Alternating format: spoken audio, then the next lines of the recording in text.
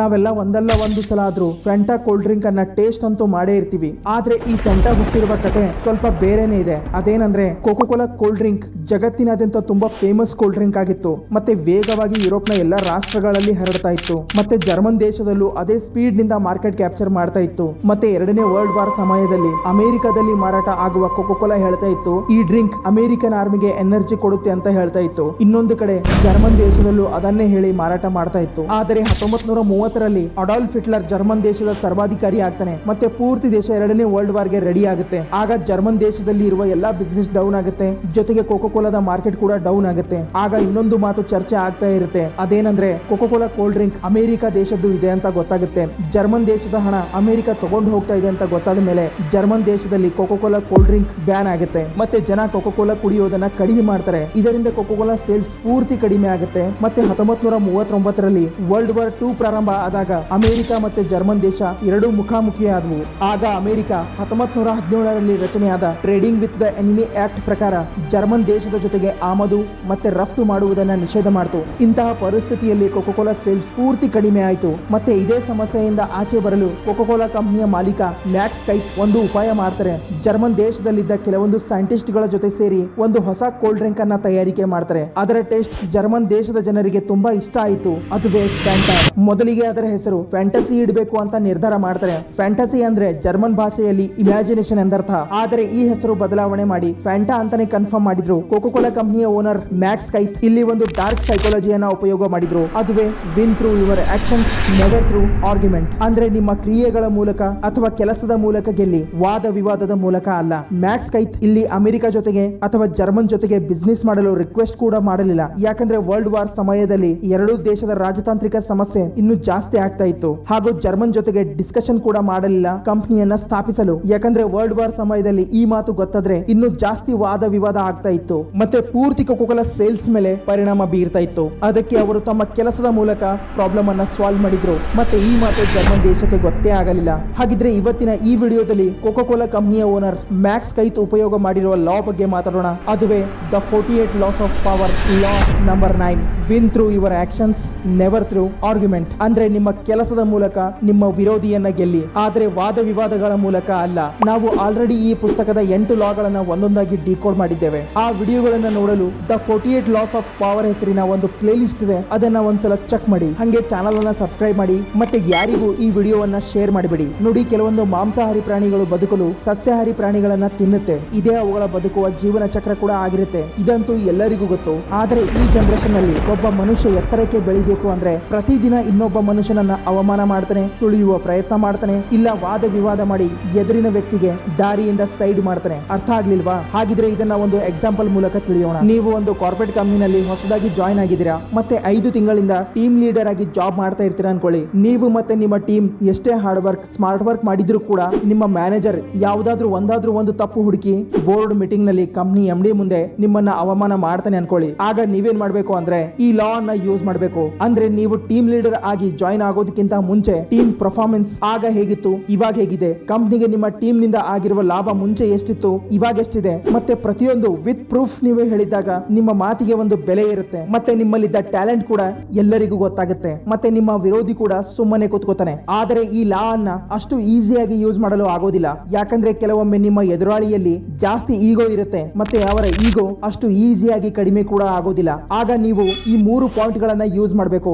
1 fight and attack, 2ನೇದು defend, 3 walk away. ಮೊದಲಿಗೆ fight and attack. ನೋಡಿ, ಪ್ರತಿಯೊಬ್ಬ ಈಗೋ ಅಥವಾ ಕೋಪ ಇರುವಂತ ವ್ಯಕ್ತಿ ತಮ್ಮ ಮಾತು ಅಥವಾ ಈಗೋ ಸ್ಯಾಟಿಸ್ಫೈ ಮಾಡಲು ಫೈಟ್ ಮತ್ತೆ ಅಟ್ಯಾಕ್ ಅಂತೂ ಮಾಡ್ತಾನೆ ಇರ್ತಾರೆ. ಇದನ್ನ ನೀವು ದಿನನಿತ್ಯ ನೋಡ್ತಾನೆ ಇರ್ತೀರಾ. ಅದಕ್ಕೆ ಜಾಸ್ತಿ ಈಗೋ ಅಥವಾ ಕೋಪ ಇರುವಂತ ವ್ಯಕ್ತಿಯ ಜೊತೆ ವಾದ ವಿವಾದ ಮಾಡಬೇಡಿ, ಅಲ್ಲಿಂದ ಸುಮ್ಮನೆ ಹೋಗಿ. 2 ಡಿಫೆಂಡ್, ಅಂದ್ರೆ ನೀವು ಎದುರಿನ ವ್ಯಕ್ತಿ ವಿರುದ್ಧ ಆದಷ್ಟು ಸಾಕ್ಷಿಗಳನ್ನ ಕಲೆಕ್ಟ್ ಮಾಡಬೇಕು, ಅಥವಾ ತಾವು ಸರಿ ಅಂತ ಪ್ರೂಫ್ ಮಾಡುವ, ಇಲ್ಲ ಎದುರಿನ ವ್ಯಕ್ತಿಗೆ ಕೌಂಟರ್ ಅಟ್ಯಾಕ್ ಕೊಡಲು ಎಷ್ಟು ಸಾಕ್ಷಿ ಬೇಕು ಅಷ್ಟು ಕಲೆಕ್ಟ್ ಮಾಡಿ. ಯಾಕಂದ್ರೆ ವಿತ್ ಪ್ರೂಫ್ ನೀವು ಮಾತನಾಡಿದಾಗ ನಿಮ್ಮ ಮಾತಿಗೆ ಒಂದು ಬೆಲೆ ಇರುತ್ತೆ. 3 ವಾಕ್ ಅವೇ. ಈ ಪಾಯಿಂಟ್ ಅನ್ನ ಉಪಯೋಗ ಮಾಡುವುದಕ್ಕಿಂತ ಮುಂಚೆ ನೀವು ಇದನ್ನ ಗಮನಿಸಬೇಕು, ಎದುರಿನ ವ್ಯಕ್ತಿ ಜೊತೆಗೆ ವಾದ ವಿವಾದ ಮಾಡುವುದು ಇಂಪಾರ್ಟೆಂಟ್ ಇದೆನಾ ಅಥವಾ ಇಲ್ಲ ಅನ್ನೋದು. ಯಾಕಂದ್ರೆ ಕೆಲವೊಬ್ರು ನಮ್ಮನ್ನ ಪ್ರತಿ ಕ್ಷಣ ತುಳಿಯುವ ಪ್ರಯತ್ನ ಮಾಡ್ತಾರೆ, ಇಲ್ಲ ನಾವು ತಪ್ಪು ಅಂತ ತೋರಿಸುವ ಪ್ರಯತ್ನ ಮಾಡ್ತಾರೆ. ಆಗ ಈ ಮಾತು ನೆನಪಿನಲ್ಲಿ ಇಟ್ಕೊಳ್ಳಿ, ಮತ್ತೆ ಇದನ್ನ ಅರ್ಥ ಮಾಡ್ಕೊಳ್ಳಿ. It's okay to lose some battles to win the war. ಅಂದ್ರೆ ನಿಮ್ಗೆ ಇದು ಗೊತ್ತಿರಬೇಕು, ಯಾವ ಸ್ಥಳದಲ್ಲಿ ವಾದ ವಿವಾದ ಮಾಡಬೇಕು ಮತ್ತೆ ಯಾವ ಸ್ಥಳದಲ್ಲಿ ಸುಮ್ಮನೆ ಇರಬೇಕು ತಗೊಳ್ಬೇಕು ಅನ್ನೋದು.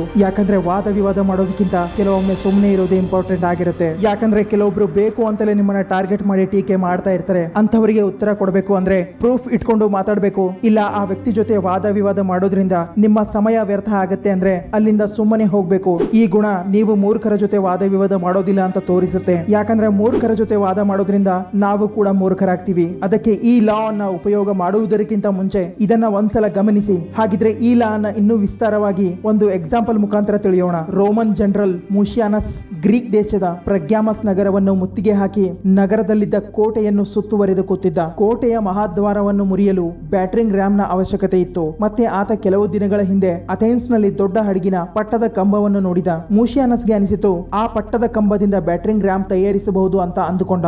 ಅದಕ್ಕೆ ಆತ ತನ್ನ ಸೈನಿಕರಿಗೆ ಆ ದೊಡ್ಡ ಕಂಬಗಳನ್ನು ತರಲು ಹೇಳಿದ. ಆದೇಶದಂತೆ ಸೈನಿಕರು ಅಥೆನ್ಸ್ ತಲುಪಿದ್ರು. ಮತ್ತೆ ಮಿಲಿಟರಿ ಇಂಜಿನಿಯರ್ಗೆ ದೊಡ್ಡ ಕಂಬಗಳು ಕೊಡಲು ಹೇಳಿದರು. ಆತ ಕಾರಣ ಕೇಳಿದ. ಸೈನಿಕರು ಕಾರಣವನ್ನು ತಿಳಿಸಿದ ನಂತರ ಅಥೆನ್ಸ್ ನ ಮಿಲಿಟರಿ ಇಂಜಿನಿಯರ್ ಪದೇ ಪದೇ ವಾದ ಮಾಡ್ತಾ ಹೇಳ್ತಾನೆ, ಇಂತಹ ಕೆಲಸಕ್ಕೆ ಚಿಕ್ಕ ಕಂಬಗಳೇ ಸಾಕು, ದೊಡ್ಡ ಕಂಬಗಳ ಅವಶ್ಯಕತೆ ಇಲ್ಲ. ಇದರಿಂದ ಬ್ಯಾಟರಿಂಗ್ ರ್ಯಾಮ್ ನ ಭಾರ ಕೂಡ ಕಡಿಮೆ ಆಗುತ್ತೆ. ಮತ್ತೆ ಅದನ್ನು ತಗೊಂಡು ಹೋಗಲು ನಿಮ್ಗೆ ಭಾರ ಕೂಡ ಆಗೋದಿಲ್ಲ ಅಂತಾನೆ. ಸೈನಿಕರು ಇಂಜಿನಿಯರ್ ಅನ್ನ ಕನ್ವಿನ್ಸ್ ಮಾಡುವ ಪ್ರಯತ್ನ ಮಾಡ್ತಾ ಹೇಳ್ತಾರೆ, ಪ್ರಶ್ನೆ ದೊಡ್ಡ ಕಂಬಗಳದಲ್ಲ, ಬದಲಾಗಿ ಪ್ರಶ್ನೆ ಇರೋದು ಮುಷಿಯಾನಸ್ಗೆ. ಯಾಕಂದ್ರೆ ಮುಷಿಯಾನಸ್ಗೆ ನೋ ಅನ್ನೋ ಶಬ್ದ ಕೇಳಿದ್ರೇನೆ ಆಗಲ್ಲ ಅಂತಾರೆ. ಆದ್ರೂ ಕೂಡ ಆ ಇಂಜಿನಿಯರ್ ಪದೇ ಪದೇ ಅದನ್ನೇ ಹೇಳ್ತಾ ಇದ್ದ. ಮತ್ತೆ ಕೆಲವೊಂದು ಆಕೃತಿಗಳನ್ನ ತೋರಿಸ್ತಾ ಇದ್ದ. ಕೊನೆಗೆ ನಾ ಈ ಕೆಲಸದಲ್ಲಿ ಎಕ್ಸ್ಪರ್ಟ್ ಆಗಿದ್ದೇನೆ, ಮತ್ತೆ ನೀವು ಒಬ್ಬ ಎಕ್ಸ್ಪರ್ಟ್ ನ ಸಲಹೆ ತಗೊಳ್ಬೇಕು ಅಂತಾನೆ. ಇಲ್ಲಿ ಆ ಇಂಜಿನಿಯರ್ ಕರೆಕ್ಟ್ ಆಗೇ ಇದ್ದ. ಆತ ಆ ಸಮಯದಲ್ಲಿ ಎಲ್ಲಕ್ಕಿಂತ ಬೆಸ್ಟ್ ಇಂಜಿನಿಯರ್ ಆಗಿದ್ದ. ಮತ್ತೆ ಆ ಕೆಲಸಕ್ಕೆ ಸಣ್ಣ ಕಂಬಗಳ ಅವಶ್ಯಕತೆನೇ ಇತ್ತು. ಆದ್ರೂ ಕೂಡ ಸೈನಿಕರು ಮುಷಿಯಾನಸ್ ನ ಮಾತು ಮೀರುವಂತೆ ಇರಲಿಲ್ಲ. ಆ ಇಂಜಿನಿಯರ್ಗೆ ದೊಡ್ಡ ಕಂಬಗಳನ್ನೇ ಕಳಿಸಿ ಅಂತ ಹೇಳಿ ಸೈನಿಕರು ಅಲ್ಲಿಂದ ವಾಪಸ್ ಆದ್ರು. ಆದ್ರೂ ಕೂಡ ಆ ಇಂಜಿನಿಯರ್ ಮುಷಿಯಾನಸ್ ನ ಮಾತು ಮೀರಿ ಸಣ್ಣ ಕಂಬಗಳನ್ನೇ ಕಳಿಸಲು ಮುಂದಾದ. ಆತ ಮನಸ್ಸಿನಲ್ಲಿ ಅನ್ಕೋತಾ ಇದ್ದ, ಸಣ್ಣ ಕಂಬಗಳ ಕೆಲಸ ನೋಡಿ ಮುಷಿಯಾನಸ್ ನನ್ನ ಹೊಗಳಬಹುದು ಅಂತ ಅಂದುಕೊಂಡ. ಮತ್ತೆ ಕೆಲವು ದಿನಗಳ ನಂತರ ಮುಷಿಯಾನಸ್ ನ ಬಳಿ ಸಣ್ಣ ಕಂಬಗಳ ಬ್ಯಾಟರಿಂಗ್ ರ್ಯಾಮ್ ಅವನ ಹತ್ರ ಬಂದವು. ಆಗ ಮುಷಿಯಾನಸ್ ಸೈನಿಕರಿಗೆ ಬ್ಯಾಟರಿಂಗ್ ರ್ಯಾಮ್ ಗಳ ಬಗ್ಗೆ ಕೇಳ್ತಾನೆ. ಆಗ ಆ ಸೈನಿಕ ಆ ಇಂಜಿನಿಯರ್ ಜೊತೆಗೆ ನಡೆದ ಘಟನೆಯನ್ನ ವಿವರಿಸಿದ. ನಾವು ಎಷ್ಟೇ ಹೇಳಿದ್ರು ಆತ ಸಣ್ಣ ಕಂಬಗಳ ಬ್ಯಾಟರಿಂಗ್ ರ್ಯಾಮ್ ಅನ್ನೇ ಕಳಿಸಿದೆ ಅಂತಾರೆ. ಈ ಮಾತು ಕೇಳಿ ಮುಷಿಯಾನಸ್ಗೆ ತುಂಬಾ ಕೋಪ ಬರುತ್ತೆ. ಮತ್ತೆ ಆತನ ಮೈಂಡ್ ನಲ್ಲಿ ಆ ಇಂಜಿನಿಯರ್ ನ ಮಾತುಗಳೇ ಓಡಾಡ್ತಾ ಇರುತ್ತೆ. ಆತ ನನ್ನ ಆದೇಶ ಹೇಗೆ ಪಾಲನೆ ಮಾಡಲಿಲ್ಲ ಅನ್ಕೋತಾ ಇರ್ತಾನೆ. ಮತ್ತೆ ತನ್ನ ಸೈನಿಕರಿಗೆ ಆ ಇಂಜಿನಿಯರ್ ಅನ್ನ ಕರೆ ತರಲು ಆದೇಶ ನೀಡ್ತಾನೆ. ಮತ್ತೆ ಸೈನಿಕರು ಆ ಇಂಜಿನಿಯರ್ ನ ಮುಷಿಯಾನಸ್ ನ ಮುಂದೆ ತಂದು ನಿಲ್ಲಿಸ್ತಾರೆ. ಮತ್ತೆ ಆ ಸಮಯದಲ್ಲೂ ಕೂಡ ಆ ಇಂಜಿನಿಯರ್ ಮುಷಿಯಾನಸ್ಗೆ ಸಣ್ಣ ಬ್ಯಾಟರಿಂಗ್ ರ್ಯಾಮ್ ಗಳೇ ಕೆಲಸಕ್ಕೆ ಬರೋದು ಅಂತ ಮನವರಿಕೆ ಮಾಡಿಸುವ ಪ್ರಯತ್ನ ಮಾಡ್ತಾನೆ. ಜೊತೆಗೆ ಸೈನಿಕರ ಹಾಗೆ ಮುಷಿಯಾನಸ್ಗೂ ಆಕೃತಿಗಳನ್ನ ತೋರಿಸುವ ಪ್ರಯತ್ನ ಮಾಡ್ತಾನೆ. ಮತ್ತೆ ಕೊನೆಗೆ ಇಂತಹ ಸಂದರ್ಭದಲ್ಲಿ ಎಕ್ಸ್ಪರ್ಟ್ ನ ಸಹಾಯ ತಗೊಳ್ಬೇಕು ಅಂತಾನೆ. ಮತ್ತೆ ಮಾತಲ್ಲೇ ಮುಷಿಯಾನಸ್ಗೂ ಎಕ್ಸ್ಪರ್ಟ್ ನ ಸಹಾಯ ತಗೊಳ್ಳುವ ಅವಶ್ಯಕತೆ ಇದೆ ಅಂತಾನೆ. ಮೊದಲು ಮುಷಿಯಾನಸ್ ಆ ಇಂಜಿನಿಯರ್ ನ ಮಾತುಗಳನ್ನ ಗಂಭೀರವಾಗಿ ಕೇಳ್ತಾನೆ. ನಂತರ ಅವನಿಗೆ ಅತ್ಯಂತ ಕಠಿಣ ಶಿಕ್ಷೆ ನೀಡಿದ. ಆ ಇಂಜಿನಿಯರ್ ಒಬ್ಬ ಸಾಮಾನ್ಯ ಇಂಜಿನಿಯರ್ ಆಗಿರಲಿಲ್ಲ. ಅಥೆನ್ಸ್ ದೇಶದ ಶ್ರೇಷ್ಠ ಮಿಲಿಟರಿ ಇಂಜಿನಿಯರ್ ಗಳಲ್ಲಿ ಆತ ಕೂಡ ಒಬ್ಬನಾಗಿದ್ದ. ತನ್ನ ಬ್ಯಾಟರಿಂಗ್ ರ್ಯಾಮ್ ಮತ್ತೆ ದೊಡ್ಡ ಹಡಗಿನ ಪಟ್ಟದ ಕಂಬಗಳನ್ನ ತಯಾರಿಸುವಲ್ಲಿ ಆತ ಎಕ್ಸ್ಪರ್ಟ್ ಆಗಿದ್ದ. ಅಲ್ಲಿ ಸಣ್ಣ ಬ್ಯಾಟರಿಂಗ್ ರ್ಯಾಮ್ ಗಳ ಅವಶ್ಯಕತೆನೇ ಇತ್ತು. ಮತ್ತೆ ಈ ಮಾತು ಮುಷಿಯಾನಸ್ಗೂ ಗೊತ್ತಿತ್ತು. ಆದ್ರೆ ಮುಷಿಯಾನಸ್ ಒಬ್ಬ ಇಂಜಿನಿಯರ್ ನನ್ಕಿಂತಲೂ ಶ್ರೇಷ್ಠ ಆಗಲು ಹೇಗೆ ಸಾಧ್ಯ ಅಂತ ಅಂದುಕೊಂಡ. ಮತ್ತೆ ಆ ಇಂಜಿನಿಯರ್ ಸಣ್ಣ ಬ್ಯಾಟರಿಂಗ್ ರ್ಯಾಮ್ ಆಕೃತಿಗಳನ್ನ ತೋರಿಸಿ ಮುಷಿಯಾನಸ್ ನ ಕನ್ವಿನ್ಸ್ ಮಾಡುವ ಪ್ರಯತ್ನ ಪಟ್ಟ. ಇದರಿಂದ ಮುಷಿಯಾನಸ್ ನ ಈಗೋ ಹರ್ಟ್ ಆಯ್ತು. ಮತ್ತೆ ಆ ಇಂಜಿನಿಯರ್ಗೆ ಶಿಕ್ಷೆ ಸಿಕ್ಕಿತು. ಈ ಸ್ಟೋರಿಯಲ್ಲಿ ಆ ಇಂಜಿನಿಯರ್ ಈ 3 ಪಾಯಿಂಟ್ಸ್ ಅಂದ್ರೆ ಫೈಟ್ ಅಂಡ್ ಅಟ್ಯಾಕ್, ಡಿಫೆಂಡ್ ಮತ್ತೆ ವಾಕವೇ, ಇವುಗಳಲ್ಲಿ ಆತ ವಾಕವೇ ಪಾಯಿಂಟ್ ಅನ್ನ ಉಪಯೋಗಿಸಬಹುದಾಗಿತ್ತು. ಯಾಕಂದ್ರೆ ಫೈಟ್ ಅಂಡ್ ಅಟ್ಯಾಕ್ ಅವನಿಂದ ಆಗ್ತಾ ಇರಲಿಲ್ಲ. ಮತ್ತೆ ಡಿಫೆಂಡ್ ಮಾಡುವ ಪ್ರಯತ್ನ ಪಟ್ಟ. ಆದ್ರೆ ಅವನಿಗೆ ಗೊತ್ತೇ ಆಗಲಿಲ್ಲ ಮುಷಿಯಾನಸ್ ನ ಈಗೋ ಹರ್ಟ್ ಆಗಿದೆ ಅಂತ. ನೋಡಿ, ಆ ಇಂಜಿನಿಯರ್ ನಂತಹ ಜನ ಸಮಾಜದಲ್ಲಿ ನಮ್ಗೆ ಎಲ್ಲಾ ಕಡೆಗಳಲ್ಲೂ ನೋಡಲು ಸಿಗ್ತಾರೆ. ಇಂಥವರು ತಮ್ಮ ಮಾತಿನ ತೀವ್ರತೆಯನ್ನ ಅರ್ಥ ಮಾಡ್ಕೊಳ್ಳೋದಿಲ್ಲ. Words are never neutral. ಯಾಕಂದ್ರೆ ಪ್ರತಿಯೊಬ್ಬ ವ್ಯಕ್ತಿ ಕೂಡ ನಾನೇ ಸರಿ ಎಂದು ತೋರಿಸುವ ಪ್ರಯತ್ನ ಪಡ್ತಾನೆ. ಒಂದ್ ವೇಳೆ ನೀವು ನಿಮ್ಮ ಮಾತುಗಳಿಂದ ಒಬ್ಬ ವ್ಯಕ್ತಿಯನ್ನ ಕನ್ವಿನ್ಸ್ ಮಾಡಬಹುದು ಅಂತ ಅಂದುಕೊಂಡಿದ್ರೆ ಅದು ಮೂರ್ಖತನ ಆಗುತ್ತೆ.